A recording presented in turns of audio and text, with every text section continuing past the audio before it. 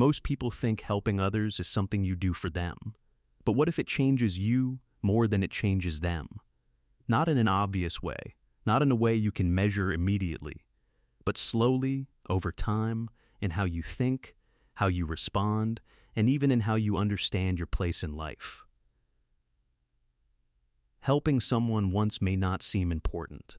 It may feel like a small moment that disappears as soon as it's over. No reward, no recognition, nothing that looks like progress, but something does stay. Because helping others is not just an action, it is a signal, and that signal does not only go outward, it also goes inward. It tells your mind something about who you are. Most people do not think about this. They see helping as a moral choice, something optional, something separate from success, identity, or growth. But human behavior does not work like that. What you repeatedly do, especially in small moments, begins to shape how you see yourself. And once that self-perception starts to change, your decisions begin to change with it. This is where helping others becomes more than a social act. It becomes psychological. And once that shift begins, it does not stay limited to one moment or one interaction. It starts influencing how you think, how you react under pressure, and how you show up in situations that seem completely unrelated. Most people believe they understand helping. They see it as something simple. You see a need, you respond, and then you move on. From the outside, it looks like a small, isolated action, but psychologically, it is not isolated at all. Because every time you help someone, you interrupt a very common pattern most people live with. The pattern of self-focus. Most of the time, people are thinking about their own concerns, their time, their problems, their goals, their position. This is natural. It is how the mind protects itself and tries to move forward. But when you help someone, even in a small way, your attention shifts. For a moment, you are no longer at the center of everything.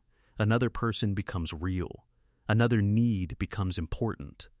And that shift, even if it lasts only a few seconds, begins to change something deeper. At first, it feels like nothing. But repeated over time, it starts to affect how your mind is wired. A person who regularly helps others does not just perform different actions. They begin to develop a different mental posture toward life. Instead of constantly asking, "What do I get from this?" They begin to ask, often without realizing it, "What can I add here?" That is a very different way of moving through the world. And it changes more than people expect. Because this shift influences how you interpret situations. In a difficult moment, instead of reacting immediately with frustration, a person who is used to helping often pauses. They look at the situation from a slightly wider perspective, not because they are trying to be better, but because their mind has been trained to consider more than just their own position. This creates a form of emotional stability. A small example is easy to miss. Two people face the same problem at work. One reacts quickly, becomes defensive, and focuses on protecting their image. The other takes a moment, tries to understand what is actually needed, and responds in a way that reduces tension. From the outside, it may look like personality, but often it is habit, and those habits are built in small moments, long before the situation becomes important. Helping others is one of the habits that builds that kind of response. Over time, this also changes how a person sees themselves. Most people build their identity around what they achieve, what they own, or how they are perceived. But when someone consistently helps others, they begin to see themselves differently, not just as someone trying to succeed, but as someone who contributes. That may sound subtle, but it matters, because identity influences behavior. A person who sees themselves as someone who contributes is less likely to act from insecurity in every situation. They do not need to prove their value constantly, because they already experience it through their actions. That creates a quieter form of confidence. Not loud, not performative, but steady. And people can feel that. This is where the external effect begins, because human beings are highly sensitive to how others make them feel, even if they cannot always explain it clearly. A person who helps without pressure, listens without interrupting, and responds without making everything about themselves creates a different kind of experience. People feel less tension around them. They feel less judged. They feel more understood. And when people feel that way, something important happens. They lower their guard. That is where trust begins. Not through statements, not through promises, but through repeated experiences that feel safe and consistent. And once that trust starts to build, it begins to influence behavior. People become more open, more cooperative, more willing to include that person in situations that require reliability. This does not happen instantly. It happens gradually, and often without being noticed. But it accumulates. A person who consistently creates ease in interactions becomes easier to be around, and that ease becomes valuable, especially in environments where pressure is common.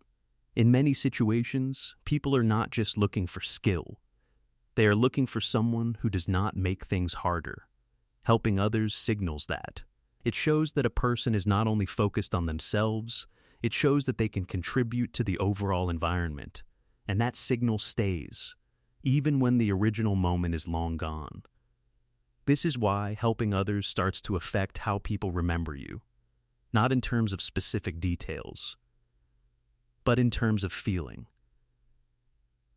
They were easy to work with, they handled things well, they made the situation better. These impressions may seem simple, but they carry weight.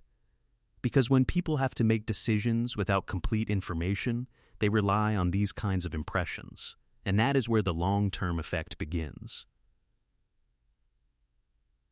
Helping others in small and consistent ways builds a pattern. That pattern becomes perception, and perception quietly shapes outcomes over time. At some point, this becomes less about behavior and more about experience, because helping others does not always feel easy. There are moments when it feels inconvenient, moments when it feels unnoticed, and sometimes moments when it feels like it does not matter at all. You help, and nothing changes. No recognition, no visible return, no clear result. And in those moments, a quiet question often appears. What is the point of this? That question is more important than it seems, because it reveals something many people struggle with, but rarely say directly. They want to help, but they also want it to matter. And when it does not feel like it matters, something begins to shift.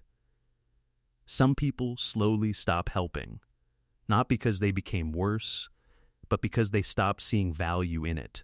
Others continue, but with hesitation. They begin to question their own actions. They start to wonder if they are being overlooked or even taken for granted. This is where helping others becomes more complex than it first appears. Because it is not just about giving, it is also about how that giving is understood, both by others and by yourself. A person who helps without awareness may begin to feel drained. A person who helps while expecting immediate results may feel disappointed. But a person who understands what helping is actually doing moves differently. They do not see each act as a transaction. They see it as part of a pattern. And that changes how they interpret those quiet moments when nothing seems to happen. Instead of asking, "What did I get from this?" they begin to recognize, "What am I becoming through this?" That is a very different question, and it leads to a different kind of stability. Because now, the value of helping is not dependent on immediate feedback. It is connected to identity, and identity does not disappear just because one moment goes unnoticed. Around this point, it is worth thinking about something simple. Have you ever experienced a moment where someone helped you in a way that seemed small but stayed with you for a long time? Not because it was dramatic, but because it came at the right time. Maybe it made a difficult day easier. Maybe it made you feel understood when you were not expecting it. Maybe it changed how you saw that person without you even realizing it at first. Why do moments like that stay? And why do they sometimes matter more than things that were objectively bigger?